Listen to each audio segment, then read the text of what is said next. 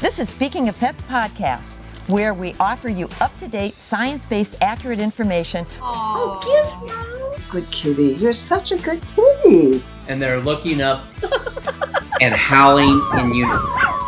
If it affects pets, we'll talk about it. Speaking of Pets podcast is sponsored by Vetromax Solvacare Gel, the industry-leading treatment for idiopathic hyperkeratosis. Available from your vet or visit Chewy.com and save 15% with promo code VETROMAX15 at checkout. Vetromax make... Hey everyone, welcome to Speaking of Pets. I'm Dr. Alice Novotny-Jeroman, a board-certified veterinary dermatologist, and... I'm Janet Novotny-King. I'm the doctor's sister, and I am not medically anything. I'm a pet lover and owner, and we're here to give you some great science-based information to make you be the best pet lover and owner that you can be. Absolutely. Janet, we have a local celebrity with us today. Alice. And the type of celebrity we like. Vanessa Petrosky is the founder of Remy's Pet Recovery, which is a nonprofit in it's Northeast Ohio's leading search and recovery for stray or abandoned dogs. Wow. They were voted Best of Cleveland, and their mission is to rescue stray dogs and return them, or lost dogs, I should say, and strays, and return them to their owner. Wow. Yeah, and Vanessa... When that happens, it's like a freak out, right? Oh, it is. It is. I'm telling you. And she knows her stuff, and we're going to find out tips on what we do if, God forbid, our pet should get lost. But I want to tell you a little bit about her. She got her start... I've got a golden retriever down here again. In animal advocacy. Yeah, in 2010 when wait, I have no cats today, look. Darn you. They're anyway, out. Vanessa started volunteering at the city kennel and then became a long-standing foster for the then Friends of the Cleveland Kennel. She's always preferred the difficult, challenging cases, but she made her mark when she fostered and rehabilitated Mira, which was one of the staples of the 2011 dogfighting ring that was broken up, thank God, in Cleveland, Ohio. Then she got her experience in assisting trapping feral dogs, and that just marked her for life. That's when she established Remy's Pet Recovery in 2017. Again, it's nonprofit. It reunites lost dogs with their owners, and you can imagine how frantic you would be. You mentioned Remy's Pet Recovery in Northeast Ohio, and you'll get a grin from somebody because they know the hard work that she and her staff does. So welcome, Vanessa. We have a million questions and a million thank yous for everything you do. And this is Annie. She thanks you as well. And she's staying put. She better not get lost. Hey, welcome, Vanessa. We are so glad. I told Janet that you are a local celebrity. And when someone in Northeast Ohio, when you say Remy's Pet Recovery, they get this. This is what they do. Mm-hmm. That's famous. A compliment. Thank you. Anyway, I was just seeing on Facebook that your latest is Cooper. Yeah. This border collie. He seems like a tough number. It's very difficult. Cooper's challenging because people continue to chase him, follow him, call him, and try to apprehend him. So now what happens to Cooper when everybody converges on Cooper? What do you think's going to happen? Cooper's going to run. Yeah. Cooper's going everywhere. So it's challenging for me to get Cooper to stay in a certain area to get a trap out. We were out Sunday in the blizzard, and then we came back out on Monday. The communication's been challenging as well with Cooper. But we set up a trap last night, but he didn't come back. However, the yard that I'm set up in, he has frequented 3 times, but it's within like a week. Like he went to their yard and then he didn't come back. And then 5 days later, he showed up again. And so she put out food in the backyard, but there's a lot of snow. And so it's hard for him, to really get a good meal. But he did come the other night. So we immediately got there last night. We set up trail cams and stuff, and we didn't see him at all last night. However, with that being said, when we set up and then a sighting came in and he was exactly a mile down the road farther. So he's going like within a mile radius, but he's just not staying put. He's going here, he's going there, he's going everywhere. So I currently have a call into the North Royalton Police Department trying to touch base with a supervisor, somebody. So when they get calls in, I'm begging them not to send an officer, if they could just call us and Yes. keep it quiet. I don't want officers approaching him. I know Yes. they mean well, but when they approach him and get out of their car, that's when he runs. So And that, I love on your Facebook page when you give advice, please give us the standard advice. When you guys are out trying to do your thing, what should people do and not do? Well, what should a pet owner? I lose my dog. What do I do? And what do I not do? So the hardest thing, like you have to realize, Remy's works with dogs that are extremely skittish. When dogs are lost, the first thing that happens is their behaviors change. So it's not the same dog that's sitting in your lap right now. The dog is now lost. The dog's behaviors change, and so that's the hardest part for me to get to owners to understand, that their dogs are not thinking like they're expecting them to think. I've had many owners that don't believe it. Oh no, he'll come to me. He'll come to me. He doesn't. Guess what? Just happened. Cooper saw his owner the other night, and he ran from his owner. Well, it's almost like the dog is in survival mode. They are in like out survival the mode, wilderness, right? absolutely. And you got to remember, we domesticated them. How did they survive years ago before we domesticated them? So dogs are more savvy and smarter than we give them credit for. I get, oh my God, it's freezing. They're going to die. Okay, yes, it's cold. B, he's not going to die. I mean, yes, there are some dogs, very rarely, but he's finding ways to keep warm. He'll find cars to get under. He'll find holes to go in. They find places to survive. We had a dog years ago that went into a culvert under a golf course. Yeah. We didn't see him for 4 days, and then all of a sudden he came out and he was fine. So look at little Sonic, 10 pounds, who ran around in negative 20 below wind chills. Where was he at? Boom, he survived. So dogs will survive. They find ways.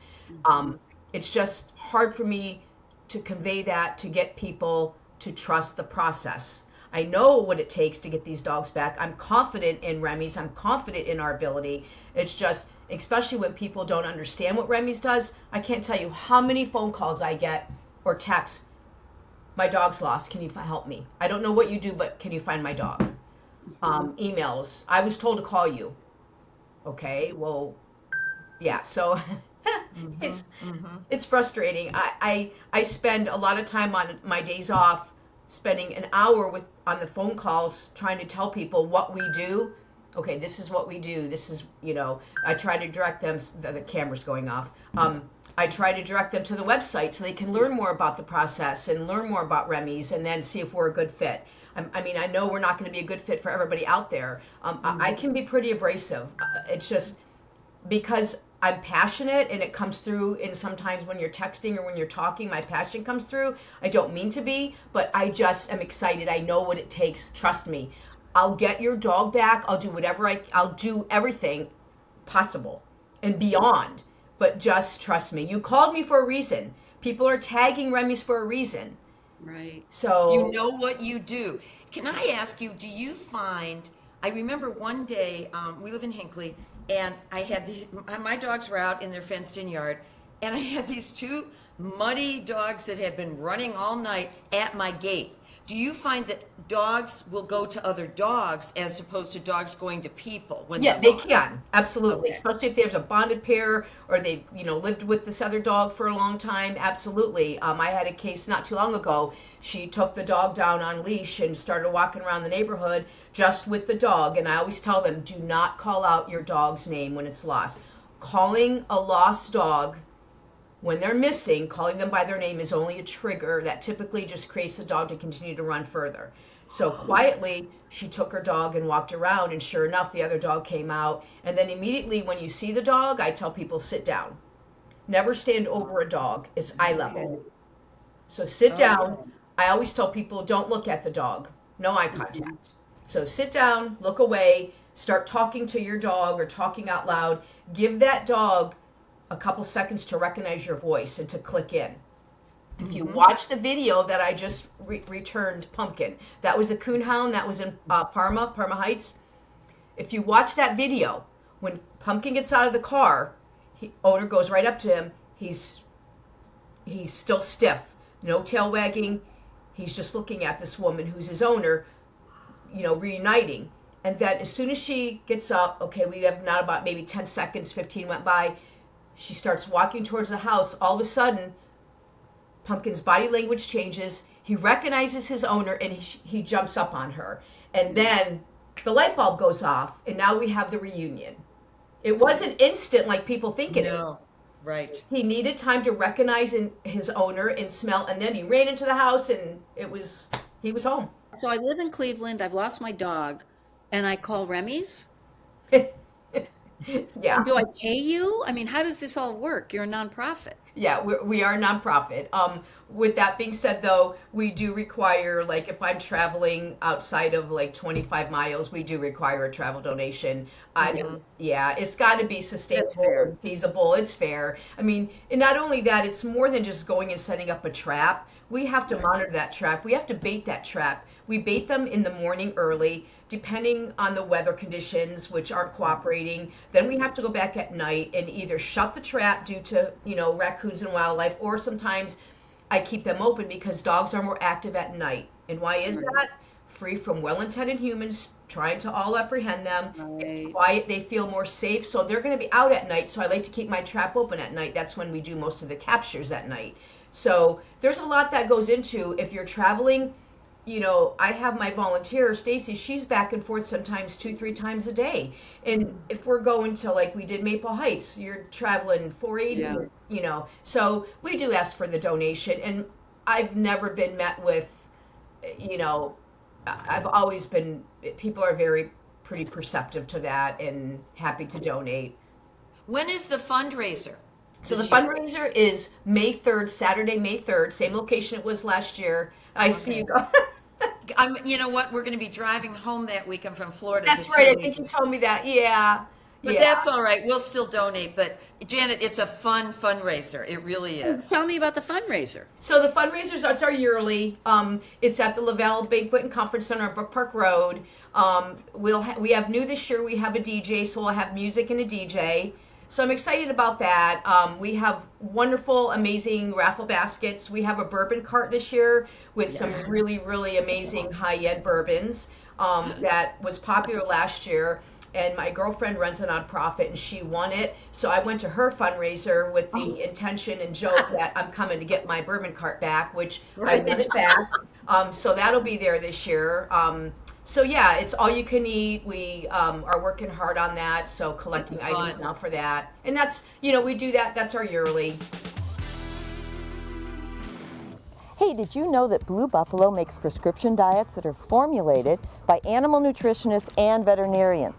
And they're used for dietary needs such as kidney support, gastrointestinal support, weight management, and our favorite, allergy and skin problems. They make a food allergic diet that's an alligator-based called NP or a hydrolyzed salmon-based for dogs and cats called HF. So please ask your veterinarian about Blue Buffalo prescription diets. Now there's soothing relief for your pet's irritated skin from allergic response, contact allergens, and insect bites. Atopicreme HC by Vetramax is a unique anti-inflammatory, rehydrating leave-on lotion conditioner for animals that is quickly absorbed, providing sustained benefits while leaving no residue. Fortified with ceramides, these lipids help restore the skin's natural protective barrier and aid in healthy skin regeneration for your pet. Atopicreme HC is made in the USA and not only provides quick relief for irritated skin, but it's also an aid in detangling your animal's coat. Ask your distributor about Vetramax products. Vetramax makes it better. Hey, I have a question, because I know when I help out Golden Treasures rescues, some people will adopt these rescues and then they open the car door thinking, oh, you're home, and then the dog takes off because it doesn't know these new ones.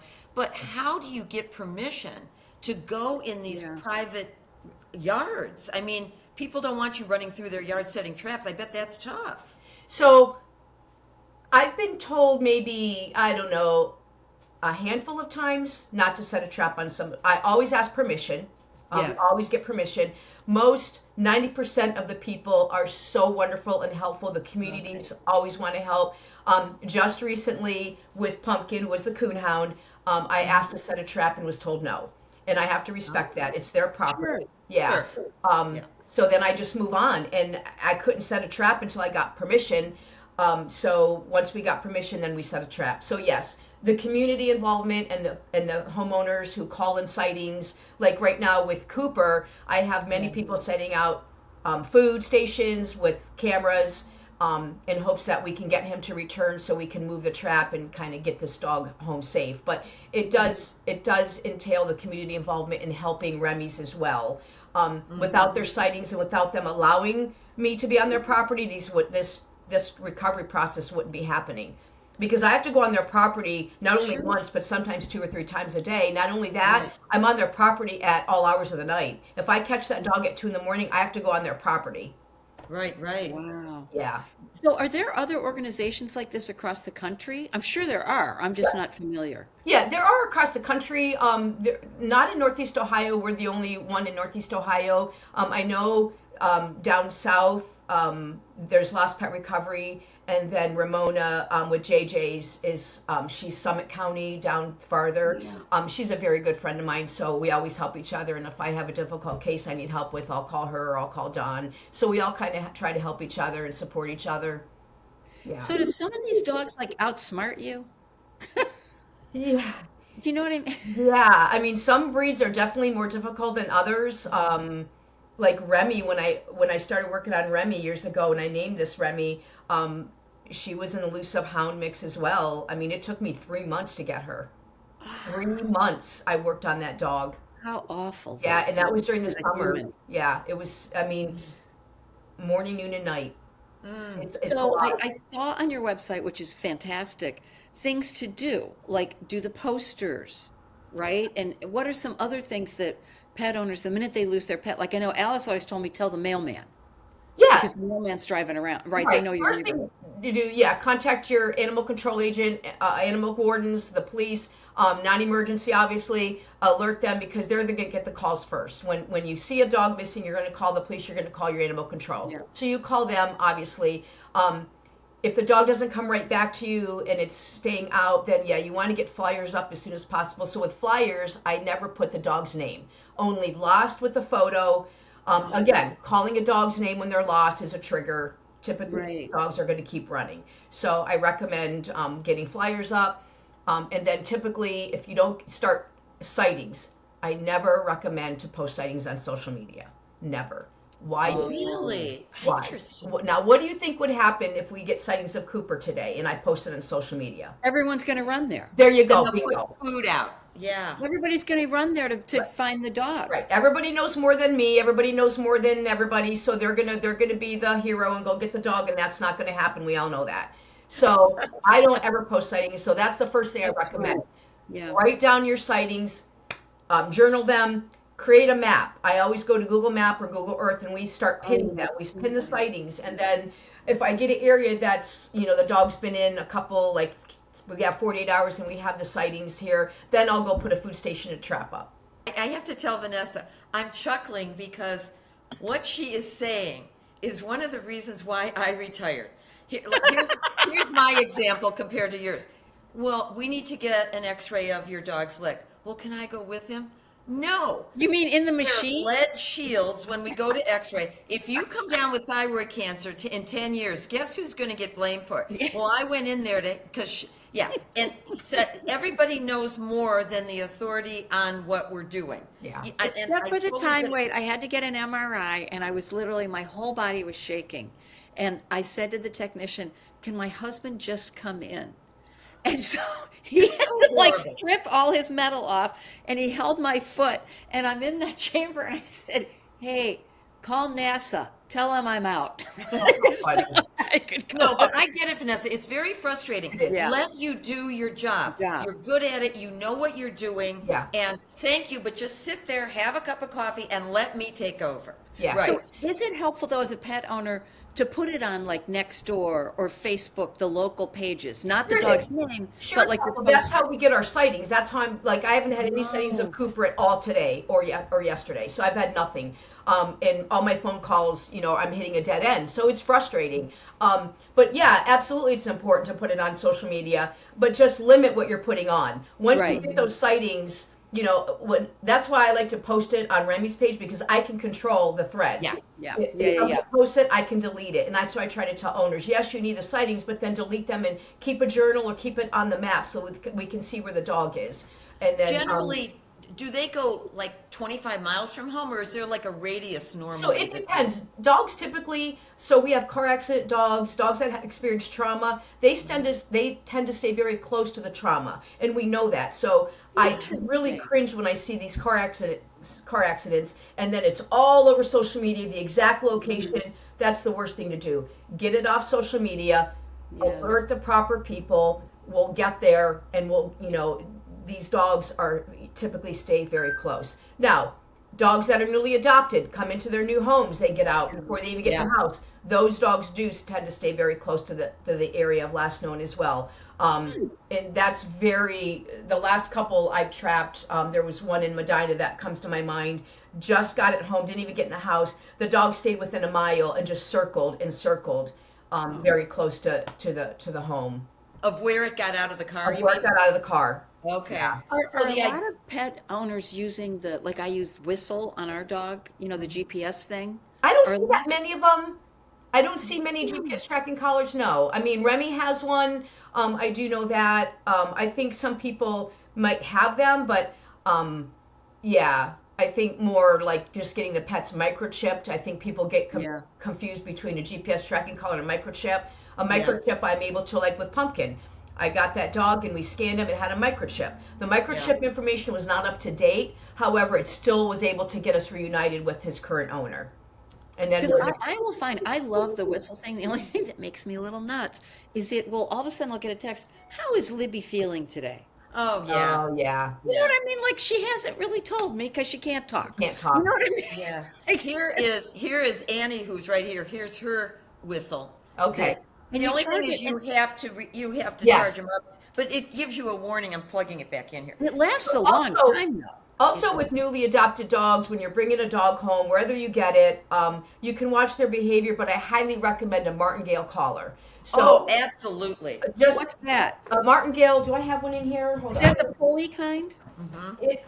I had one in yeah. Because It's they'll the kind slip that the kind of collar. chokes Yeah, them. a martingale. Yeah, the clasp. Yeah, so Yeah. I Maybe that was the recommend name. the martingale and a slip lead. Yeah. That's Yeah. going to keep your pet safe. And also, the dog does not need to go get groomed. The dog does not need to go to the park. It doesn't need to go to the store. Keep these dogs home. Give them at least 30 days to decompress. Let Yeah. them adjust to their house, and then start taking them out slowly. And when you take them out, the martingale and the slip lead, but watch their body language. Dogs with tails talk, that's telling you something. Dogs that are, licking their lips and smacking and stuff, those are nervous dogs. When you just bring these dogs home, they don't want to go anywhere. They want to decompress and get used to their new home and their environment. So that's really important when you're bringing these dogs home. It's too much stimulation at once. I agree. We have a China rescue, from Golden Treasures, and I'll tell you the mistake I made, Vanessa. I'm a walker at Hinkley Lake, and I was so excited because I was finally getting a young dog because I usually adopt old ones. I took her for a walk. It was horrible. She wouldn't move. And to this day, I regret doing that. And now, she's laying right here, but she doesn't enjoy walking. She likes her home, sitting on the bed, and that's her thing. I agree with you. I think when you first get them, I don't care where they're from, you need to keep that area small so they're not overstimulated. And another thing, when you take them out in your backyard, whether you have, most people have a fenced-in backyard, they'll just let them loose. No, keep them on a long lead. Keep them on a leash. Watch their behavior. Let them get used to your backyard. And then after maybe a few days, drop the leash, but keep that long leash on. Watch. I had one dog I brought home to my house and brought him in the backyard, had on a long leash. All that dog did was look for a way out. He kept going to the fence, looking up, trying to jump when I had him on the leash. So a lot of these dogs that are coming, we don't know where they're coming from. The first thing they're going to do is try to jump your fence. Yeah. and get They out or want to get get under. away from the humans that did bad things to them, you Yeah. know? Well, Yeah. and I found with Libby, because she's a rescue, it was about 2.5 months, and you could finally see she was like, I'm staying. Like, this is my Right. home. Because Right. she had been fostered, et cetera, by Aaron, who was fabulous. Yeah. But you really just did see all of a sudden, like, there wasn't this nervousness. Right.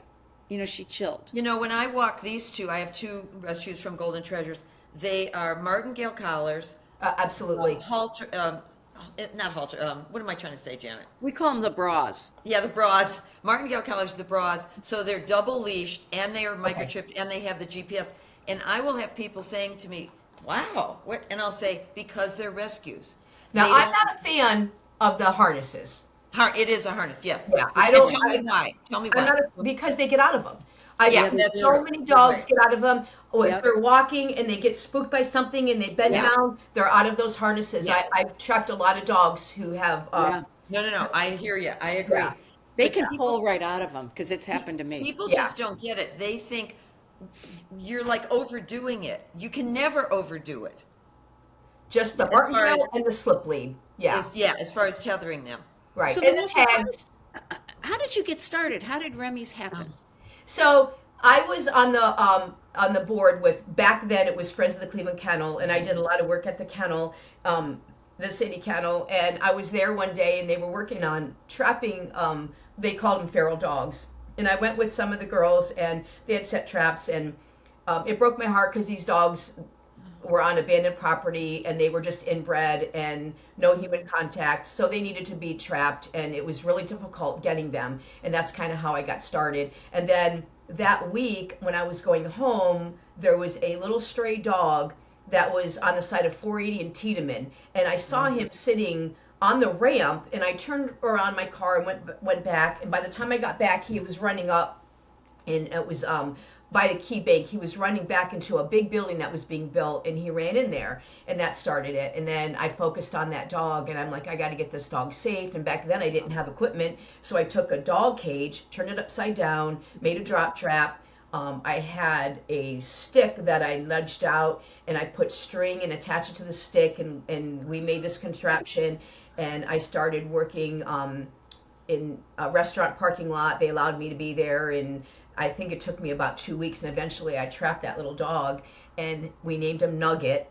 And yeah, that started this whole journey, and that was back in, I think, 2015, 16. I just want to make sure our listeners know, when you say trap, it's a humane trap. Yes, Your so my trap, Yeah. you know, yeah, my traps are all their humane traps. Yeah, I have all kinds of equipment. I have 3 feet, 4 feet, 5 feet. Most recently, we just bought a brand new 5 foot and a 6 foot trap. The 6 foot trap's amazing. And we have 2 new state of the art laser kennels. So the laser kennels I use for dogs that don't go into the traditional traps. And I can usually tell first really quick if the dogs are going to go into a trap or not. So then we'll put up the laser kennel. It's an open door concept. They go in. And then the laser, once they break the beam, is that the laser, it traps them. And we have them drilled down into the ground, and then the laser kennel, and then we use a big tarp on the front of it to cover it, like a net, and we bungee the net so they can't get out. wow. So we trap a lot of big dogs in that too. So Vanessa, I want to go back to when you saw that dog on the side of the road running. What advice do you give, say, Janet or me, Yeah. if we're driving along the freeway and we see a dog, what do we do? Basically, this is the worst thing. You cannot chase these dogs. Do not chase. But I understand people don't want the dog to get on the highway. So yes, you can get out of the car, maybe stand there, put your arms wide out, and depending on how close you are, try to back the dog up. But chasing the dog and running after the dog is only going to create the dog to continue to run and possibly run into the car, run into get hit by a car, running somewhere dangerous. So it's never, and that's the hardest thing to tell people, is when you see a dog, do not chase it. Should you like try to offer it if you have pet food in the car? Should Yeah, you some try to- dogs you can open the car door, see if the dog will jump in the car with you. I recommend sitting, and I get it, we can't all, if it's in a lot of traffic, we can't always, sometimes our adrenaline gets going, we just want to help. Again, we get out of the car, Maybe try to get the dog off the side of the road. If you have treats, throw the treats away from the street. Okay. Trying to get the dog to back up away from the traffic. That can be a dangerous scenario. I mean, I've had that happen before. Unfortunately, the dog was hit and killed by a car. Sometimes we can only do so much, but do the police departments, are they pretty amenable to working with you? Yeah, I mean, I'm always calling them when I'm in their city. I try to be respectful. I always let them know, especially at night, I'm going to be here. I think the communication is the key. I know they mean well to help, but a lot of times police officers are very scary to these dogs. Number one, they approach them wrong. They have uniforms on, they have equipment on, they have guns, they look scary. If they corner the dog, now what happens? So, never approach a dog and try to corner it. So that could be a bad scenario. So, I mean, and they're not going to take the time to sit down, not look at the dog. There's all kinds of things we do when we approach a dog like that. So, again, I try to say their job, you work with the humans, and then let me and the others work with the dog. So I try to let them know, hey, don't approach this dog, like the one with North Royalton. I've left 2 messages. I'm trying to reach them. I want to communicate. Have your officers do not approach this dog. Approaching him and getting out of the cruiser is just going to make him run farther, possibly run into the street, get hit, run farther away. We're trying to keep him here so we can get the traps there and get him safe. So I'm hitting a snag with that right now with the communication, but I'm pretty feisty. So I'm either going to go up there in person or just keep calling. Don't make me come up there. So is there a bait that works best? Well, we use a number of things. We make our own chicken right now. We were buying KFC, but it got way too expensive. It's ridiculous. Oh, you mean like the stinky, smelly, like fried chicken? Smelly chicken. Oh, wow. We've used beef and cheddars before, roast beef, anything high. Tripe, the canned tripe. Have you opened a can of that? It makes you want to almost vomit. Yeah. I made Stacy open that one time, or Debbie, and I thought they were going to die. So high smelling things. We use chicken right now to bait all of our traps. Sometimes if I know the dog is right there close by watching, I've had dogs watch us set up. I'll throw a cheeseburger right there. I never put bowls in my traps. I cover the trip plate straight back to the left corner. All my food goes, and that's kind of. When do you sleep? When do you sleep? Because when do you you work sleep? full time too. I'm I do serious, work full-time. Janet. I mean, where I work, obviously I work at a vet clinic. They're so supportive of what I do, the doctors and the management. They love what we do. They know it's important. We're not supposed to have our phones on at work, but I do break that rule all the time. I have a little pouch now. Okay, I have a little pouch, and my manager knows my phone is in that pouch, which sits right by me. And then if I have a trap set, I get a little vibration, and I know it's a trap, and so then I'll just kind of peek at it and make sure. I'll usually run in my manager's office and kind of say, hey, I got to check the trap, and she's right there looking, and they're very supportive. But my coworkers, I don't know, not so much so, but because I get it. I'm breaking the rules, but at the same time, I got a dog, and if I got a dog in a trap, I need to get the dog out of the trap. It's cold, so I think most people are supportive of what we do. But you're saving a life, you know. And here's the thing: when we have a trap out, like last night, I didn't sleep well because I kept waiting I wanted the dog to, and so I get a special notification when the traps are out. So I'm always checking my phone, and then I can't sleep just because of the adrenaline, and I'm just my stress. So I don't sleep well. It's like waiting for Santa. I know Santa's coming. I know he's coming. Yeah, or I'm laying in bed. Where's this dog at? Why can't just make your way to the trap?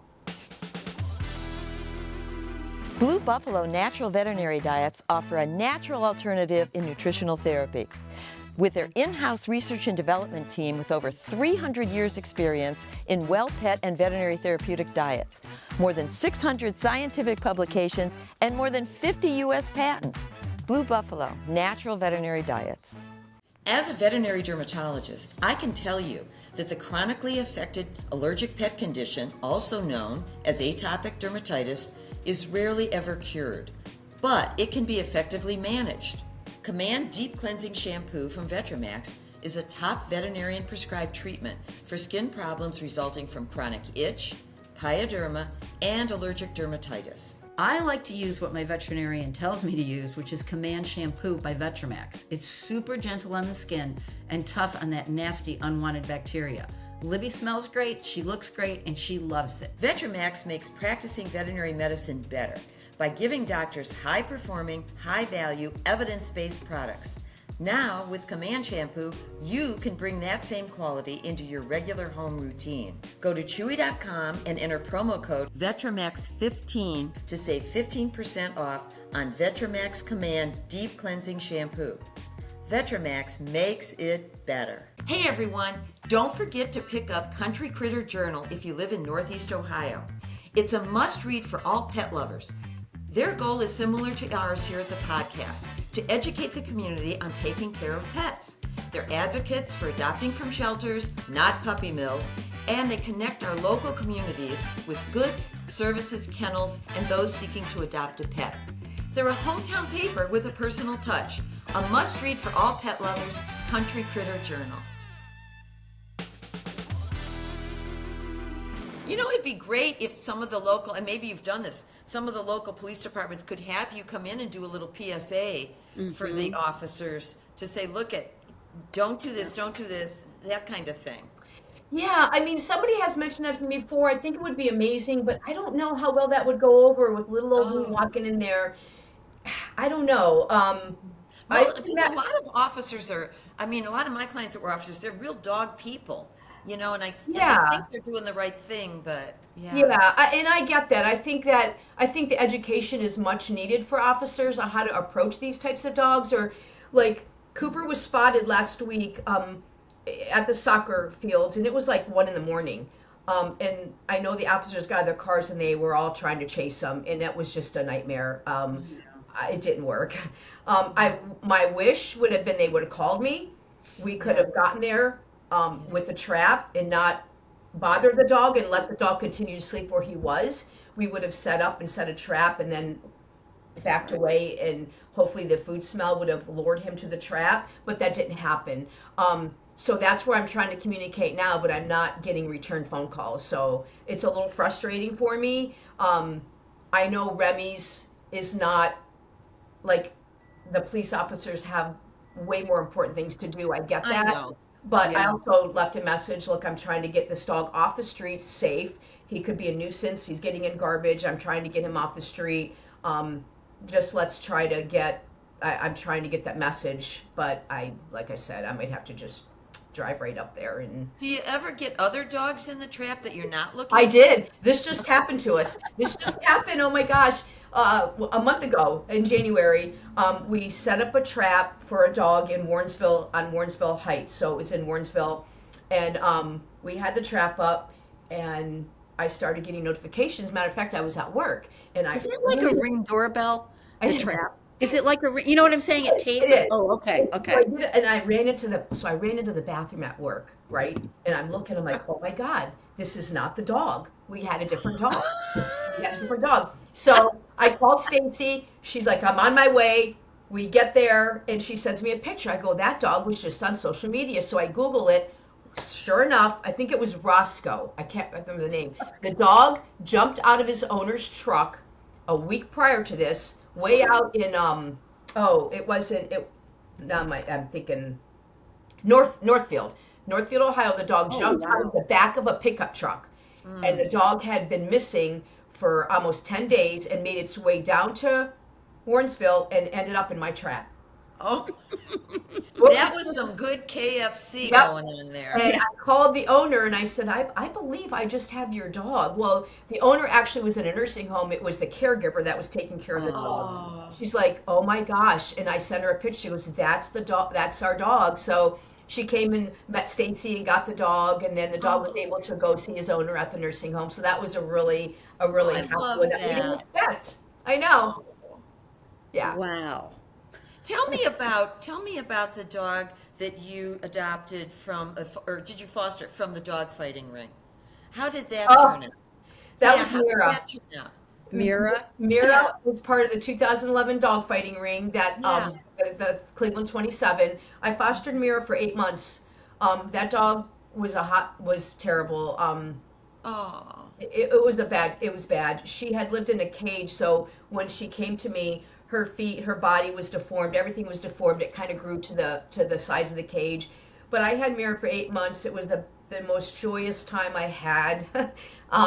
oh. Yeah, watching her grow, watching her potty for the first time out in the grass, Yes. and watching her just grow into a dog and love people and get love back. Yeah, it was pretty amazing. Did she pass away?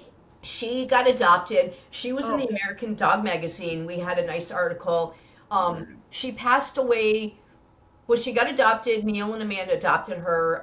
She had the best home. I got to visit her. I got to see her. I got to dog sit. And then she got sick one time, and I got a phone call at work, and they said they didn't think she was going to last very long, and they allowed me to go to the hospital that she was at. And I walked in, and I hadn't seen her probably in about a year, and I sat down and started talking, and she crawled over the table that was in between her parents and I, and she recognized me, and she just bitterly attacked me with kisses, and it was the most wonderful feeling that she remembered me. I love that. I Yeah, love it. so Oh. I got to see her and say my goodbyes, and then I think she passed the next day. Yeah, Oh. You know, and I think that's her picture. oh, is it? Oh. Hold Oh on, my you gotta gosh. get Mira. Yes, we have to. Oh. And you know what that says, Vanessa? That you can have a Mira. horrible life. Oh. Oh my God. Oh, I You look love like a that. supermodel in that This, picture. this is the picture that Dick Goddard used every year in his calendar. Oh, I love that. Yeah, because then we ended up, going to Columbus and fighting for Goddard's Law, and Yes. I would travel with them and Mr. Goddard, and so he used this picture. This picture was taken by Martha Widowson. Yeah, she took this professional picture, and it will hang on my wall forever. And you know, Vanessa, that just goes to show you they can have a horrible life at the Yeah. beginning, Yeah. but all they want is love. And Dogs look, forgive. she Humans blossomed. don't. Oh, I think that's why our bond with Yes. dogs is so much better. Dogs forgive us. They don't hold grudges. They don't talk about us behind our backs. They're the most loyal companions we can ever have. And so I think that's what makes them so special. did you ever foresee that you would be doing this? I mean, think about it. I mean, I know you're an animal lover, but Yeah. but when you were like a teenager or something, who knew that you would be rescuing dogs? I I mean, know. Yeah, I mean, I remember my mom was a dispatcher for third shift. She worked for the police department. She too was a dispatcher, and she would come home. She came home a few times over the years when I was still, living at home, and she would bring strays home. And I remember one in particular. She came home and I was sleeping, and she goes, "Vanessa, hide this dog from your father. Just hide this dog." She puts this big German, like a German Shepherd. His name where are was you gonna Remy. hide it? She put him in bed with me, and she's like, "Don't let him out of the room. Just hold him in here, and don't let your father see him. Let me work on him for a while." I'll never forget that. So Oh, I love it. my love for animals stems from my upbringing and my mom and dad and my family. So yeah. Was that in Cleveland? Were you raised in Cleveland? No, Ashtabula, Ohio. Oh, Ashtabula. Oh, Okay, okay. you were raised in Euclid. And now my daughter is a dispatcher for the state patrol, so kind of runs in the family. And she gets a lot of calls too, and they have their resources down there, and so she tells me some of the stories too. So I think my whole family. My son last month, Kyle, was he lives in Brook Park, and he called me as I'm awake. He goes, "Mom, there was a stray German Shepherd here in Brook Park, and it was like 6 in the morning, and I had posted on Facebook, somebody had posted, and we're like, yeah, the dog just went down my house. The next thing you know, Kyle's coming, goes, "Mom, I got the dog. It's in my garage. What do I do?" It's genetic. Yeah. Okay, so back to the bait. I would think that being in Cleveland, it would be kielbasi. Oh. Well, Or some kind of like sausage, right? yeah. Anything that smells that's high value, you can eat that, obviously. The sausages are good too, but I know whenever we're going to the trap, we usually heat up whatever we use so it's real hot so we can get that smell out. No, we have a neighbor dog, Hunter, who was a Springer Spaniel. Hunter lived till 16. We all adored Hunter. And it would, the whole neighborhood, we have a text and it would come out, Hunter's on the loose. So it got to the point where I always have treats in my car. Oh, yeah. And he knew my car, and all I would do is get out, open the back door, and he'd be like, hey, right in. Yeah. And there were the milk bones. But it was, and I'd take him home and go in the door that I knew that was unlocked. And it was almost like he broke out just to get like a, get the but he was a treat. sweetheart. He was a You know sweetheart. what though, Janet? If you're ever like stuck in a snowstorm, you got that dog treats there you can eat. I know. And I always have like a power bar too, or whatever they are in the car. Well, you girls would be shocked if you saw my car, if I ever got pulled over and searched. Oh, It might not be good. I like the Felta fish in I the got car. a machete back there. I got to have that. Somebody saw that and like, what are you doing? I said, girls, I need this when I'm putting a trap in my trail cams. I need to cut down the branches. I need to cut the leaves down. That's right. Oh yeah, we've got everything in the back of my they car. probably think you're a serial killer with all the equipment murderer. you have. Bolt cutters. I've got it all back there. I've got gloves. I've got, yeah. We got So a Vanessa, filter. I think I know the answer to this question, but we ask all of our guests, what is your pet or human peeve? And I think I know it. My pet peeve or my Pet human? or human peeve? Either one.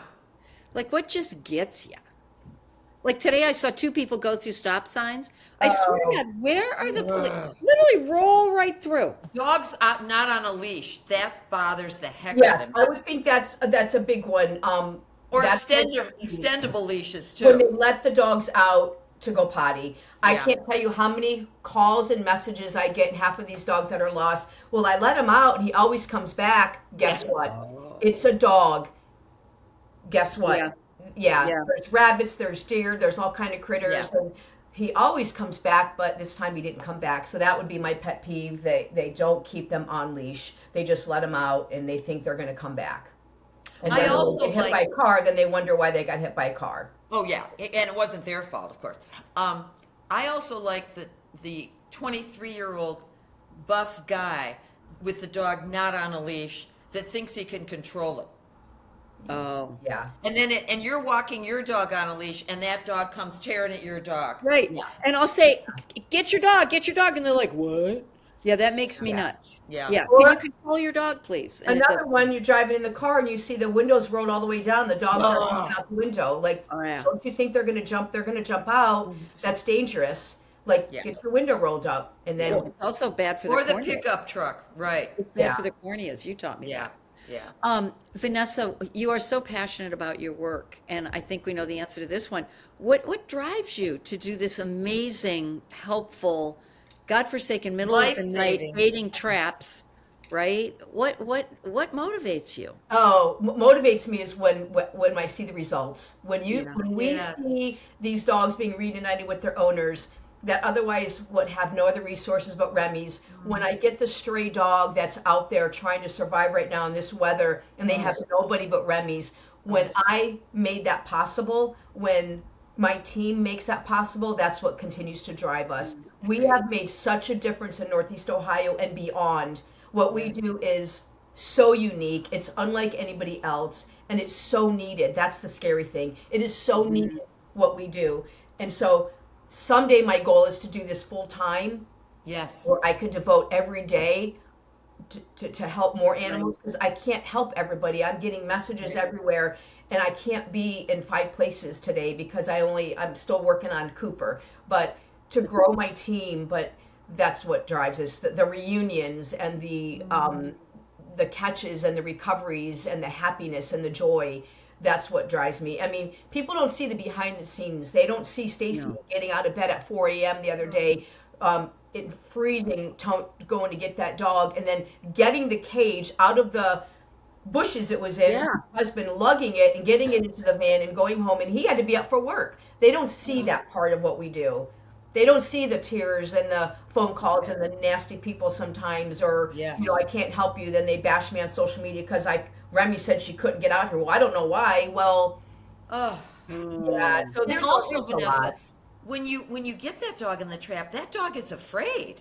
It's Sure. not like you can just open that trap and pet him. They're afraid. Yeah, So- we've had a couple that were really, really bad that probably wanted to eat us. And that's when I call animal control. Yeah, yeah.